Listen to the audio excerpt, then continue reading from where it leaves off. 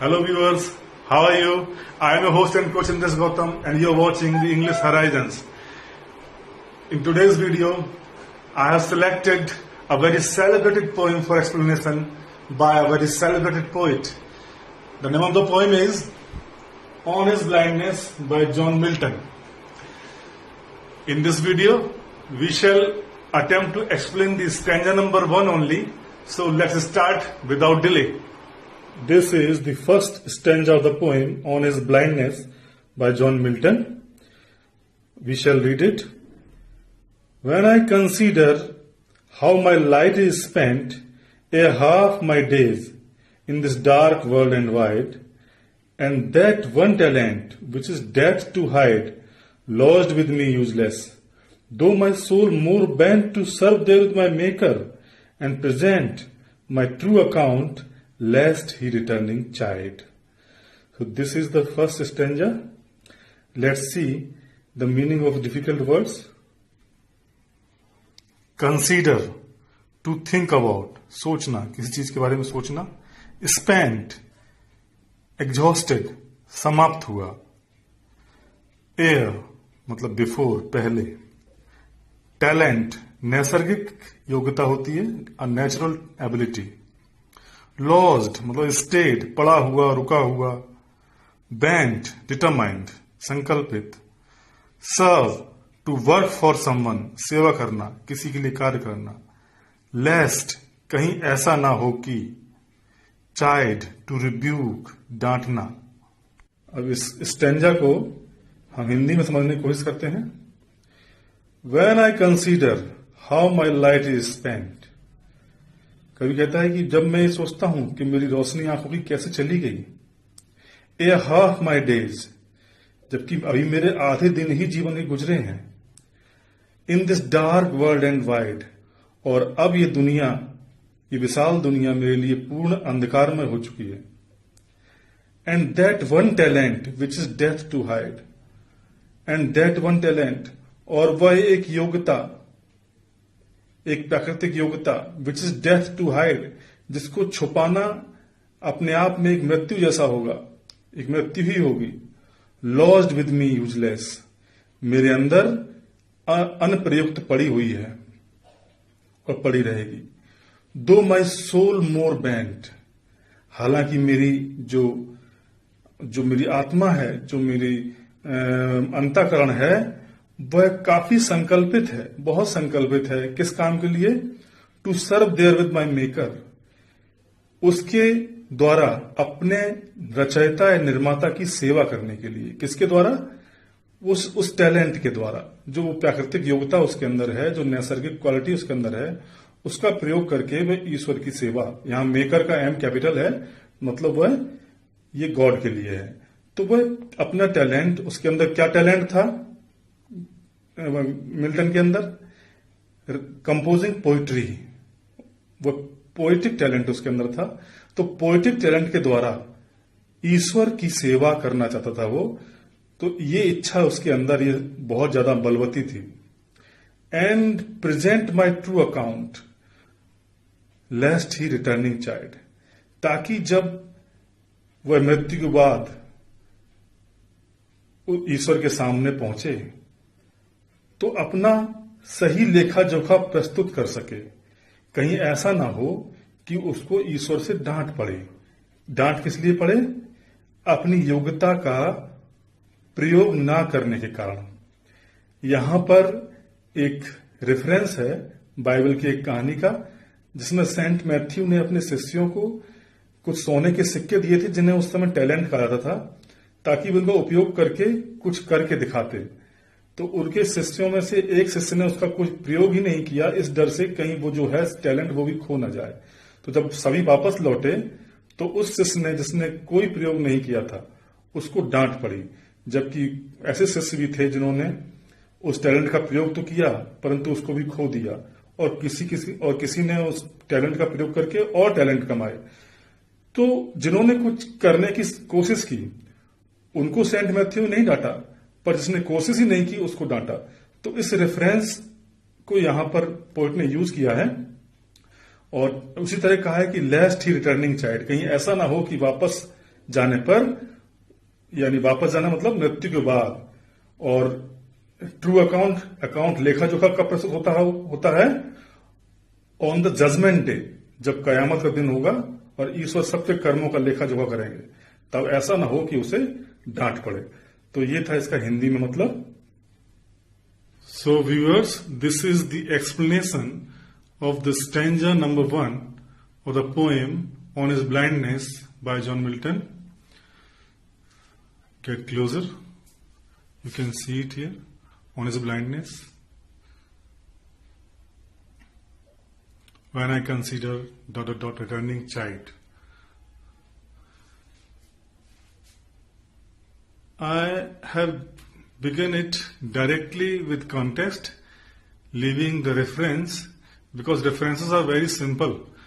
Though you can write it down, I'm telling you, these lines have been selected from the poem On His Blindness by John Milton. That's it. Now come to the context. The poet expresses his grief at his premature blindness. कवि जो है अपनी समय से पहले आई अंधेपन पर, समय से पहले आए अंधत्व पर अपना दुख व्यक्त करता है। And worries about the use of his poetic talent, और चिंता व्यक्त करता है अपने काव्यात्मक प्रतिभा के उपयोग के बारे में, प्रयोग के बारे में। Explanation.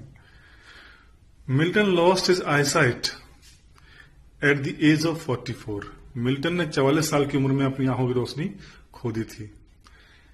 In these lines, he laments his premature blindness as he lost his eyesight in the mid of his life. इन पंक्तियों में वह अपने समय से पहले आए अंधेपन पर विलाप करता है, क्योंकि उसने अपनी आंखों की रोशनी अपनी आधी उम्र में ही खो दी थी।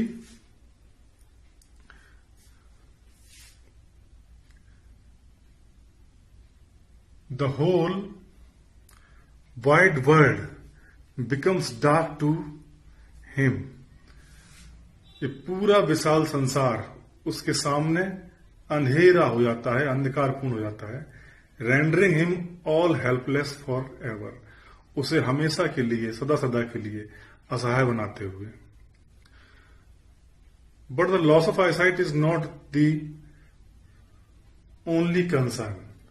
लेकिन कवि के मन में केवल आंखों की रोशनी जाने का दुख नहीं है। His real pain lies in being incapable of using his poetic talent. उसका वास्तविक दुख इस बात में निहित है कि वह अंधे होने की वजह से अपनी काव्य की प्रतिभा का प्रयोग नहीं कर सकेगा। That God bestowed upon him, जो कि ईश्वर ने उसको उपहार स्वरूप दी है, उसको ये टैलेंट, उसको नैसर्गिक प्रतिभा उसको ईश्वर से मिली है। In the absence of light, his talent may lie unused. आंखों की रोशनी के अभाव में उसकी जो प्रतिभा है वो अनयूज्ड पड़ी रह सकती है। अनयूज्ड इन हिम, उसके अंदर। And that would almost be an intellectual death, और ये एक प्रकार की बौद्धिक मृत्यु होगी। एक व्यक्ति के अंदर एक कवि मर जाएगा। दिस थॉट लीव्स हिम फ्लाउंडरिंग, ये विचार उसको बहुत अधिक परेशान कर देता है, वो छटपटा जाता है। एंड डिस्टर्ब्स द काम ऑफ हिज माइंड, उसके मस्तिष्क की, उसके मन की शांति को भंग कर देता है। The poet is truly desirous of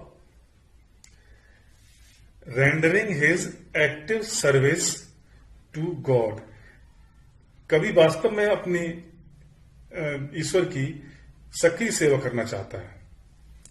bye composing great songs, महान गीतों की रचना करके, इन हिज प्रेज, उसकी महिमा में, उसके गौरव में, उसकी तारीफ में। सो दैट, ताकि ही में, unlike the disciples of Saint Matthew, ताकि वह सेंट मैथ्यू की शिष्यों की तरह ना हो उसके साथ, क्या ही में present his account with confidence at the final recording before God, ताकि वह अंतिम लेखा जोखा के समय अपने कर्मों का लेखा जोखा विश्वास के साथ ईश्वर के समक्ष प्रस्तुत कर सके, जैसा कि सेंट मैथ्यू का एक शिष्य नहीं कर पाया था। सेंट मैथ्यू की कहानी का इसमें रेफरेंस है, जिसको कि टैलेंट दिए थे सेंट मैथ्यू ने, और एक शिष्य ने उसका प्रयोग ही नहीं किया था इस डर से कि कहीं वो टैलेंट खो न जाए। तो अपने आप को वह उसी कहानी से कभी जोड़ता है, कहता है कि ऐसा ना हो कि ईश्वर मुझे दंडित करे, मेरे अंदर जो टैलेंट है, काव्य की प्रतिभा है, उसका प्रयोग ना करने के लिए। ही फियर्स, वो डरता है, that he will definitely be rebuked, वो निश्चित रूप से डांट पड़ेगी, उसको डांटा जाएगा बाय गॉड, ईश्वर के द्वारा, on account of the unused talent. किस वजह से? उसके अंदर जो अनयूज्ड टैलेंट पड़ा है उसकी वजह से। ऑन द जजमेंट डे, कयामत के दिन, कयामत के दिन जब सबके कर्मों का लेखा जोखा होगा, उस दिन ईश्वर कभी डरता है कि उसको डांटेगा। किस बात के लिए? कि उसने जो एक पोएटिक टैलेंट कवि को दिया था उसका प्रयोग उसने नहीं किया, ठीक वैसे ही जैसे कि सेंट मैथ्यू के एक शिष्य ने टैलेंट का प्रयोग नहीं किया था। So this is the explanation of the first stanza of the poem. You can note it down by pausing the video and taking screenshots. So viewers, this is all for now. If you like the video, then please subscribe to my channel and press the bell icon so that you may get notifications of my latest videos immediately. Thank you very much.